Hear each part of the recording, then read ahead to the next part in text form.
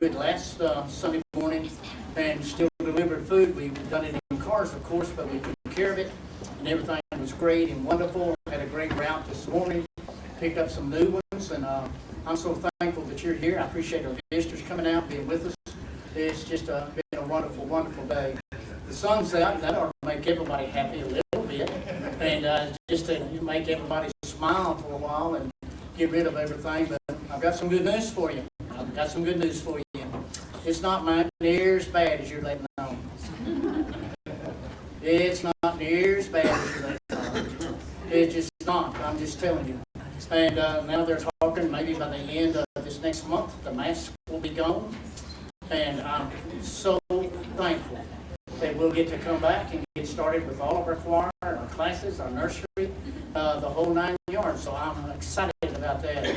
So we're going to have a good time tonight. So you sit back and enjoy. Pray for our ones that are out under the weather and sick, and pray for them if you would. Please. Stand with me and turn your song hymn to 243. We'll sing all 3 verses.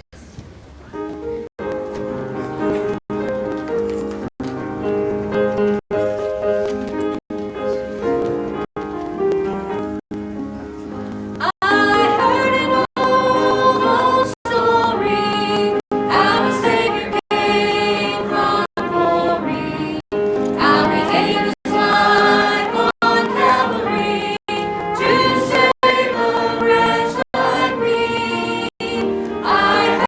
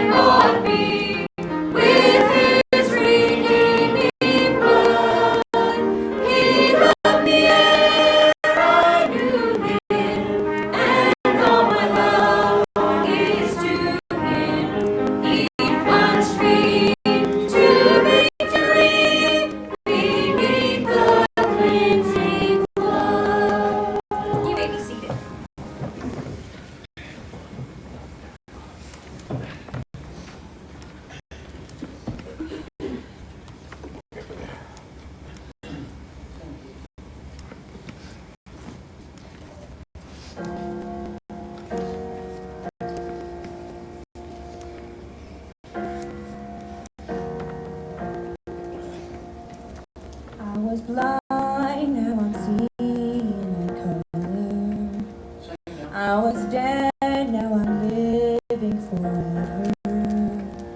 I had failed, but you were my redeemer. I've been blessed beyond all measure. I was lost, now I'm found by the Father. I've been changed from a ruin to treasure. I've been given a hope and a future. I've been blessed beyond all measure. I am counting every blessing, counting every blessing, letting go and trusting when I cannot see. I am counting every blessing, counting every blessing. Surely every season you are good to me. Oh, you are good to me. Oh, you are good to me. You were there in the valley of shadow. You were there in the depth of my sorrows. You're my strength, my hope for tomorrow. I've been blessed beyond all measure. I am counting every blessing, counting every blessing, letting go and trusting when I cannot see. I am counting every blessing, counting every blessing. Surely every season you are good to me. Oh, you are good to me. Oh, you are good to me. Surely your goodness pursues me. Surely your heart is still for me. I will remember your mercies all my days, through every storm and gale. I am counting every blessing, counting every blessing, letting go and trusting when I cannot see. I am counting every blessing, counting every blessing. Surely every season you are good to me. I am counting every blessing, counting every blessing, letting go and trusting when I cannot see. I am counting every blessing, counting every blessing. Surely every season you are good to me. Oh, you are good to me. Oh, you are good to me. Oh, you are good to me. Oh, you are good to me.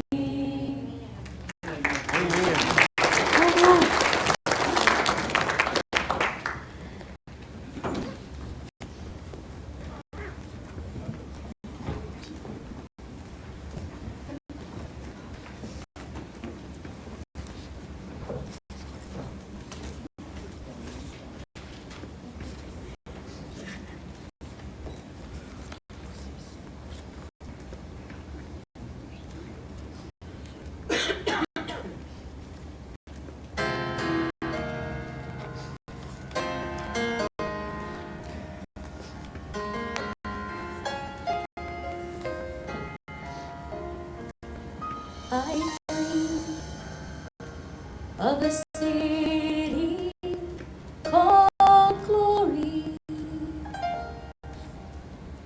so bright and so fair. When I enter the gates, I cried holy. The angels, they all met me there. They kept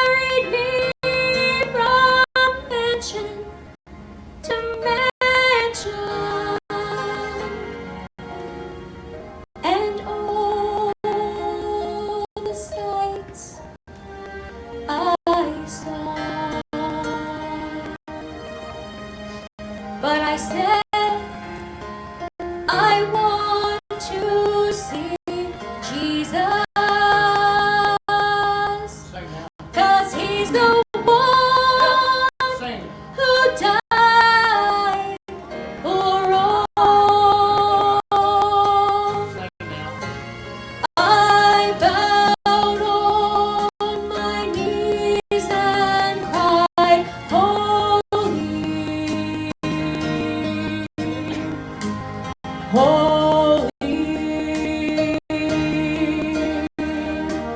holy. I clapped my hands and sang glory, glory to the Son of God. When I enter the gates of that city,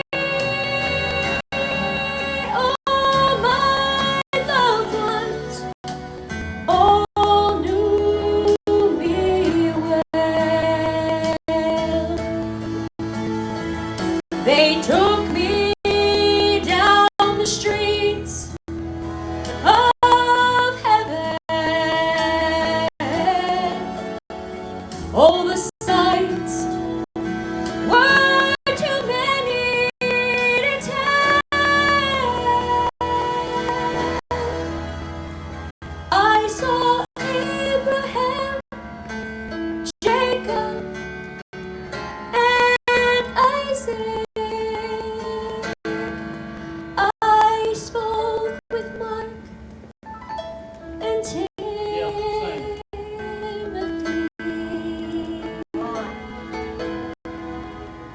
But then I said, I want to see Jesus, 'cause he's the one who died for me. I bowed on my knees and cried, holy, holy.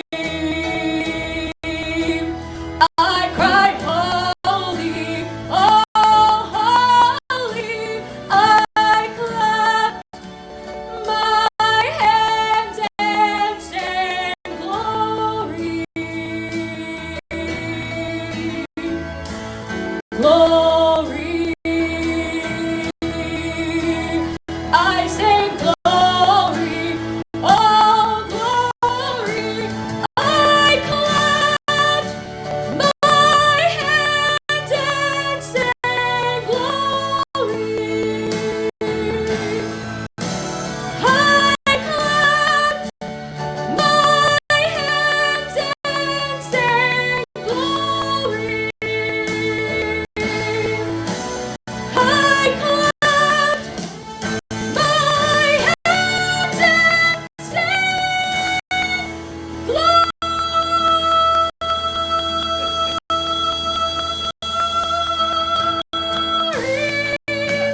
I sang glory to the Son of God.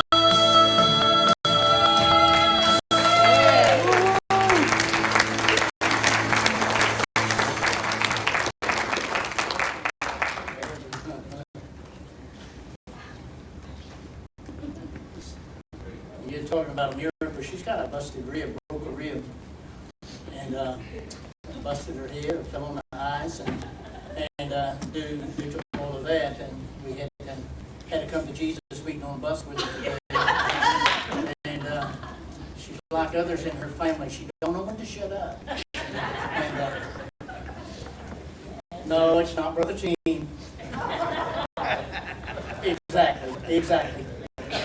And we warned her. We've had to have the broom come to a meeting with her. And she wouldn't stop. She just wouldn't stop. And I warned her the last sack, when I get off the bus, when I come back, I'm going to get Western with you. And on her dying breath, she said, I can beat you with one hand. But she couldn't. The minute I grabbed her and started in, she started screaming like a pig under a head. But the compassion I had left very quickly, so I punched her in the face. Nah, just kidding. I love you, girl. I love you, girl. And she fell and hurt herself. And Susie fell on the ice and hurt herself. I'm telling you, it's just, it's been a week. Let's talk a minute. It's Love Month for all the saved. It's just another month for the ones that do not know the Lord.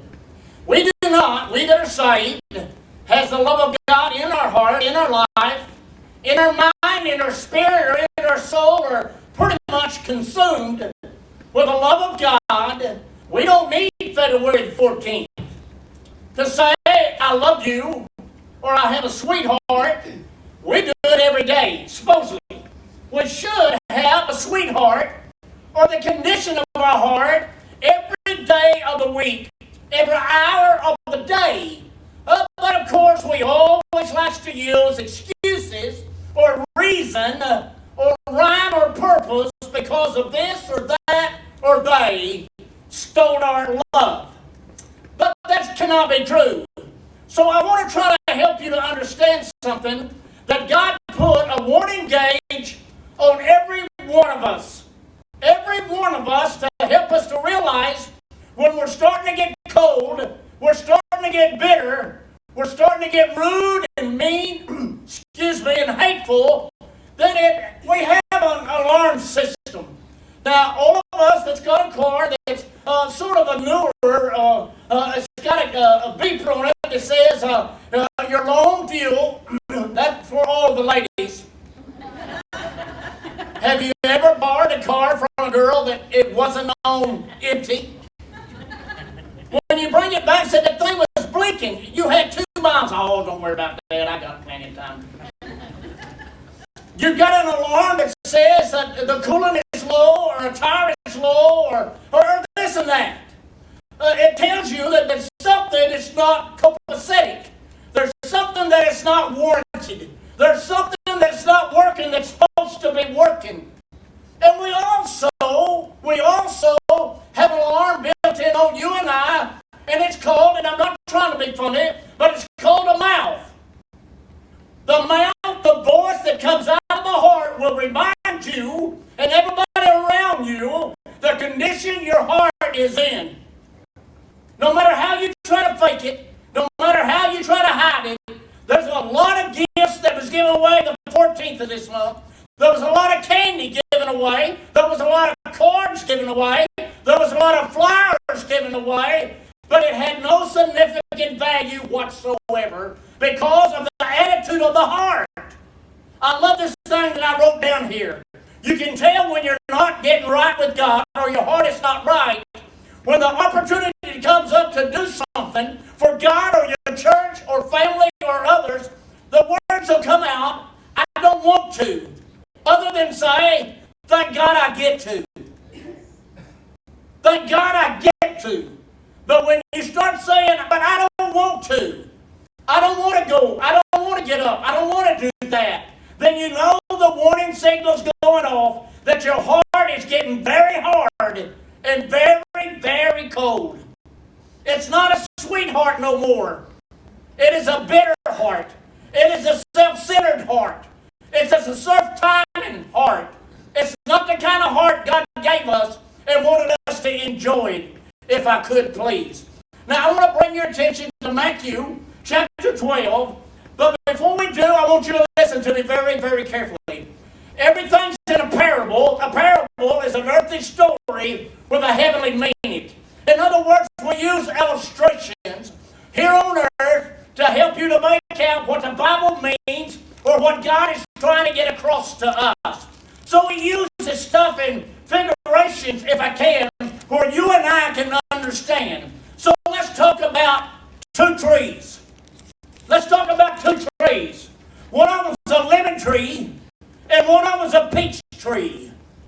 Which one do you think is sweet fruit? Of course you do. You would never ever pick a lemon and pray to God that it be sweet as a peach. And you never pick a peach and hoping you can squeeze it into your tea because it's a lemon. What are you saying? I'm saying there's two kinds of people. There's sweet and there's bitter. And it all comes from the heart.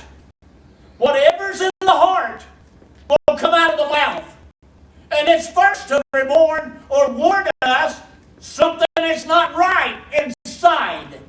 Something is not right inside. Now listen to me. We're going to preach. Hang on. We've got to build it up to this. You can always tell within yourself before you ever speak the condition of your heart.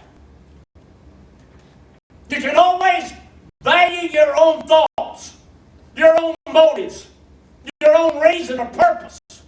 So therefore, when it comes out, and you know it coming out all wrong, but we do our best to try to come up with an excuse that it's really not what it seems. But you and I always know. It's the old adage that every time somebody has deer meat, and they want to feed it to me and says, tastes like steak, then why don't I eat steak? Every time somebody wants to feed me fish, it tastes like chicken, then why don't we eat chicken? Because something's got to divert from the very taste of what it is, if you don't like it. So it's the same way when it starts brewing inside of our heart, and it comes out of our mouth, we can justify it if we can excuse it. If we can blame somebody for causing us to act, think, live, or believe, or speak like this, it's not our fault. It's somebody else. Whether it be a preacher, whether it be a church, whether it be a church member, whether it be a work, whether it be a boss, whether it be a mate, whether it be your kids, whether it be the law, whether it be the government, I'm telling you, we're all without excuse. God gave us a life worth living. And He gave us the love where we can live through it. Where we can always look for the good instead of the bad. Why? Because the bad is always there. Everywhere God's Spirit shows up, the devil's spirit shows up too. It tries to get you confused as what is right and what is wrong. What is good and what is not. So let me try to help you. Be a sweetheart. Write this down before we read. Please, please, please, be a sweetheart. We've got enough bitter hearts. We don't need another one. Have you ever seen a time where we see more mad people, upset people, opinionated people, boisterous and rude, obnoxious to the point that you don't want to communicate with them? They want to debate. They want to argue. They want to fuss. They want to try everything to prove they're right and you're wrong. It's all over the world. Now we can blame it on the White House, or we can blame it on the church house, or we can blame it at the boss's house. But the truth of the matter is we choose what we want to pick and what we want to eat. If you don't like sour lemons, then I advise you not to pick one. If you want a sweet day, then pick you one. The Bible says in Deuteronomy, I set before you a blessing and a curse. Whatever it is that you want, you're living tonight exactly what you ordered. You're living tonight exactly what you want it to be. If you don't like your life, then change it. It's just that simple. If we can let others and places and things change our thought, which change our behavior, then why can't we let God change us back to be good, and to be sweet, and to be honest, and to be pure, and to be loving, and to be kind and gentle, that people want to be around, people want to talk to, people want to get familiar with you. So we talked about a lemon tree, we talked about a peach tree, so now then let's bring it to Scripture. In Matthew chapter 12, in verse number 33, either make the tree good and its fruit good, or else make the tree corrupt and its fruit corrupt. For the tree is known by its fruit. So you are the tree, and the stuff that comes out of our mouth is the fruit of it. You can always tell, and I won't go there, but out of the abundance of the heart, the mouth speaks. Verse number 34. O generations of vipers, how can you, being evil, speak good things? For out of the abundance of the heart, the mouth speaketh. Verse 35. A good man out of the good treasures of the heart bringeth forth good things. And an evil man out of the evil treasures of his heart, or treasures, bringeth forth evil things. So it's whatever's in the heart. And let me remind you, nobody can put in your heart unless you allow them to put in there. Nobody can ruin your day unless you allow them to ruin your day. Incidentally, if you're around somebody that can ruin your day, steal your thought, and make you think what they want you to think, why in God's name are you hanging around them? Why would you hang around somebody that can influence you to change you on a merely thought or word or said? So, be a sweetheart. What does that even mean? It's the opposite of a bitter heart. The opposite of a bitter heart. And it don't take much to get either one. But if you can get a sweetheart, then do all you can to keep it. Hang around sweet people. Hang around sweet things. As we talked this morning on Facebook, if you will, on the church. I'm telling you, but we would see Jesus. That's what he said. Where are you going to see him? Anywhere there's a good thing. Anywhere there's a blessing. Anywhere there is a promise. Anywhere there's a miracle. There he is. There he is. Acts said, seek you the Lord, even though he not be very far from you. Why? Because anywhere there's a good thing, he's around. Wherever there's a good word, he's around. Where there's a miracle, he's around. And incidentally, everything God does is a miracle. I wouldn't degrade it down to that's good. How can you say that's good when it's a miracle? I love what little Shirley Temple said on one of her shows. She was talking to her school teacher, and she told the school teacher, I've got a chicken. And she said, well, that's good. A lot of people's got chickens. She said, this chicken lays eggs. And she said, what's so special about a chicken laying an egg? And Shirley Temple said, can you lay one? Very special. Can you do a miracle? I don't think so. We can be kind and we can be gentle, but can you do a miracle? Can you walk with God without thinking about the world? Can you sit in church more than 30 minutes without thinking about the world? Then something's divided inside of you. I'm telling you, tomorrow will come, and you'll not have any control over it other than what you allow in your life tonight. You start practicing, praying, believing, you can face the sun that comes up in the morning. If you haven't practiced, if you hadn't prayed, if you hadn't believed, woe be to tomorrow. It's not going to be good. Point number one, I believe we all know when someone has a sweet heart or a bitter heart. There's a great difference. There's a great difference. Let me give you a list of them right quick, and I'm hurrying. Their words are different. Their words are different.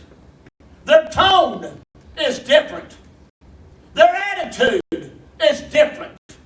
Their actions is different. Their outlook is different.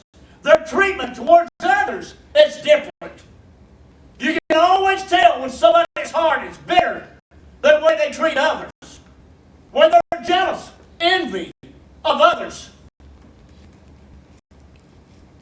People love sweet people. Point number two. People love sweet people. People love to be with sweet people.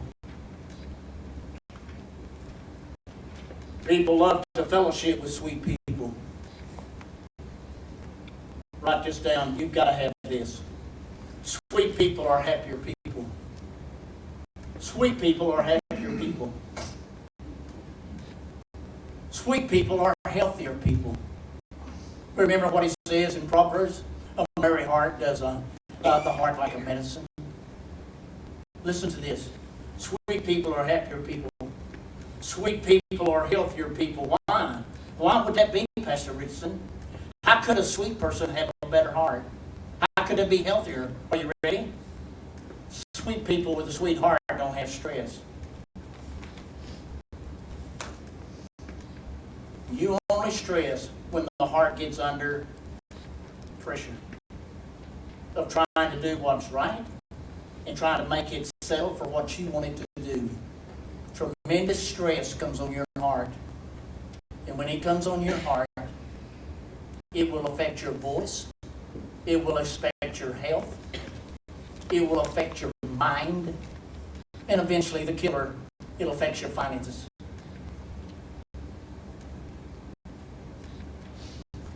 Finances is the number one killer in a marriage, a relationship, and a church, and a business. Money is the root. Money's not evil. He didn't say that. He said it's the root, it's the beginning. When you cherish money more than you cherish the one that gives you the money, there's something wrong with the heart. It's starting to ding. It's starting to flash. It's starting to make a signal. This ain't going right. This ain't going right. This is not going right. Sweet people are happier people. Sweet people are healthier people. Why? Because they don't have no stress. Can you imagine? And judge yourself around people or yourself. When their heart is not sweet, tender, loving, you can tell it by their voice. The words are mean, rude, hateful, harsh. What do you want to do? I won't be around it. I'll stay long enough to get enough of the smell test. This smells bad, this smells wrong, and I'm out of here. Why? I don't want to debate you. I don't want to argue with you. I can control that because it leads me back to the old style. I'd rather punch you in the throat. Well, that just proves you're wrong. Then don't take me there. I'm just trying to help you to understand something. Once I got a sweetheart, I aim to keep it. And when you got a sweetheart, your answer will be to others always. Of course I can. Of course I can. I will. I'll do it. I'll be there. You can count on it. You see, people with sweethearts got accountability. People's got a bitter heart, you can't count on them. They say one thing and do another. But they can justify it because something always comes up. I asked a gentleman one time here at church, I called him and asked him to do something. He said, well, preacher, I tell you the truth, I'm all tied up. I said, well, tell me where you at and I'll come over and cut you loose.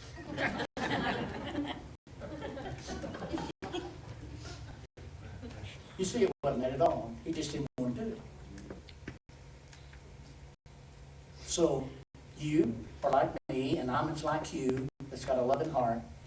I'd rather do it myself and not have to deal with it and argue with it than ask somebody and listen to the they don't want to. The definition of sweet is to have a taste as sugar and honey. It's one of the four basic tastes: bitter, sour, salty, or sweet. It's real simple, folks. We try to break it down in such doctrine that it don't make a lick of sense to the common Joe. It's got to be understood enough that the words that come out of Christ's mouth, he said they was like honeycomb, sweet. It ought to be when we have a fellowship, a conversation with one with another or to the Lord, it's something sweet. It's something gentle. Number 3, I'm almost there. If you have a sweetheart, then you've probably been called honey, sweetie, sugar, or baby, or something kind.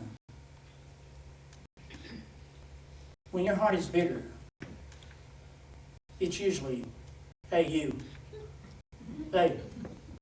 hey, something's seriously wrong when you can't recognize somebody is sweet as sugar, sweet as honey.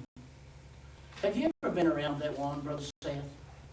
Have you ever been around that one that is so sweet and desirable to be there, you can just stay on it? Now, I'm not saying, I just want you to listen. Whether it be motorcycle riding, whether it be fishing, whether it be golfing, Brother Keith, whether it be whatever, Brother Jimmy, if you find somebody that's got the same love for the same thing that you've got love, you can talk all day and never debate, never argue, never fuss, never raise your voice. But if you're not interested in what that person's interested, it don't go real well. You've got to find somebody that you can fellowship that's got the same love. Now, wait a minute. Let's drop all the sports mess. Let's talk about the things of God. Church, children, the bus ministry, the closed closet, honey, the nursery, the choir, the pianist, the trumpets. For us that's in here, we ought to be able to stay all night and talk to one to another how good God is. And never bring up golfing, never bring up hunting, motorcycle, anything. Because this is the greatest joy that you and I can talk about that has the most fun in it. It builds character. Point number 4, and I'll close. The whole matter of being a sweetheart is that you are a pleasant person. You're a pleasant person. That means somebody that's enjoyable to be around. Enjoyable to be around. I said they're a pleasant person. Let's look at this from Proverbs, please.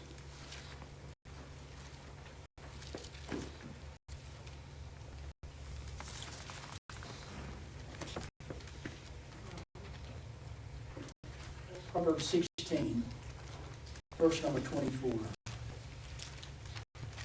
The heart of the wise teaches his mouth. Teaches his mouth. What is that? What does that even mean? You ought to be able to teach yourself before you try to correct others. Verse number 23. Or 24, I'm sorry. Well, let's back up to verse 23. The heart of the wise teaches his mouth, and addeth learning to his lips. Pleasant words are as honeycomb, and sweet to the soul, and healthy to the bones. When you find somebody with a right heart, a sweet heart, their words are pleasant. Their smile is pleasant. Their company is pleasant. Their attitude is pleasant. Their actions are pleasant. Here's a real treat for us and you that has a sweet heart. You will always have a wise heart. This will help you make wise and sweet decisions. In verse 23, the heart of the wise teaches his mouth. The heart of the wise teaches his mouth. I've proved it to you in 37 years. I would never ask you to do anything I wouldn't do. Never, ever. I have done everything here that there is to do that you have done. And enjoyed every second of it. I would never, ever ask you to do something that I wouldn't do myself. That's as ignorant as telling your children not to do as I do, but do as I say. That's so stupid. That's so stupid. We set morals, and we set the bar of character by showing somebody, speaking with the mouth, the words of wisdom and truth, other than trying to correct and direct somebody to do something that you don't want to do yourself. You see, it's still true. The oldest message that's ever preached, you're going to reap what you sow. If you're nice, people be nice to you. If you're kind, people be kind to you. You say, yeah, but not everybody. I'm not shooting for everybody. I'm going to be kind. If one person is kind to me all day, then one seed come up. Anything other than that is a bonus. It's real simple. If I have a sweetheart and you have a sweetheart tonight, you're going to enjoy your life and you're going to enjoy everything about it. You see what I'm saying? I've counseled for 37 years, so don't you listen to me. whether it be young married, going to get married, or somebody that's already been married is having trouble. It's amazing to me how you can love somebody for who they are, and what they are, and the way they look, and then when something goes wrong, you want to change them. You want to change them. Why do you want to change them?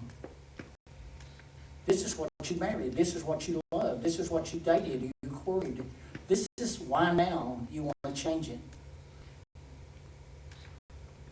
It's because we don't look at them as sweethearts no more. Our heart is bitter, and we're trying to change something that'll make us feel better. It's impossible to do. God never intended for you and I to change somebody. God intended for us to let Him change us. And when people see the miracle that God has done in this sewer swimmer, and let me remind you, we're still swimming in the sewer. There's nothing godly about us other than God. And when God shows the world that I was in and lived in, what He done in my behalf, people will know there is a God, and that's a living miracle. That is a living miracle. Because Mom couldn't do it, Dad couldn't do it, Principal couldn't do it, the law couldn't do it, nobody could change Paul Richardson but God. And when He changed me, He put a new heart in me. And I was ordained and licensed on February the 14th, Valentine's Day. For years, they said I was the pastor with a heart. And I have tried to live up to that and prove that because of what somebody named me when they ordained me and licensed me. We've all got a heart. It just depends on what's in it. You see, when you get sick, your mouth will make different sounds. When you get well, your voice will make another sound. It's the same way with us in the heart. It all depends on what you're around and what you've been grazing on. You get around the people that all they do is constantly gripe and complain and bellyache and talk how bad it is. Last Sunday was a horrible morning for people to be out in it. When we come out, it was a blizzard, way below zero. Chill factor was 35. If we hadn't already spent your money on Valentine's candy for our bus kids, we wouldn't have went. But the sacks was prepared, the food was thought out. I want you to listen to me. And I made a sign, I wrote on it and put it on the glass doors when everybody comes in. Please, please, no griping and no complaining. We went out in a blizzard. It was tough, but not one person griped, complained, or bellyached. For what Christ has done for you and I, how in the world could we gripe about going feeding hungry kids for an hour? Seriously. Seriously. Yeah, it was bad. It was bad. But to see those kids saying the food people's here, there's nothing like it. But if you've got a different kind of heart, I can fix you tonight this quick. This quick. You ready? Come ride the bus Sunday. Come ride the bus with me Sunday. And when you come back, you'll realize how blessed my grandma and raising her dad. She's dying of cancer. She's got 16 grandkids she's raising. 16 grandkids she's raising. They turned the electricity off. They turned the gas off. They all moved in with the aunt over in 32nd Street by the speedboat. When I visited her yesterday, I said, "How's it going, honey?" And she said, "Preacher, don't forget to pray for me. I got 15 kids in that trailer." 15. They ain't been in school all week. I don't have a job. And they're starving to death. 15 in that trailer. When we went in the blizzard, Miss Misty took her car. Her and I went up and carried all the stuff, plus extra donuts and stuff for them to snack on all week. Every kid come running to the door. Never asked about the food, never said it was cold. 15 towels laying on the floor. This is a single trailer, not a double wide, single. 15 towels laying. That's where they're sleeping. They all ran to the door and said, "Happy Valentine's Day, preacher. Happy Valentine's Day, preacher. Happy Valentine's Day, preacher."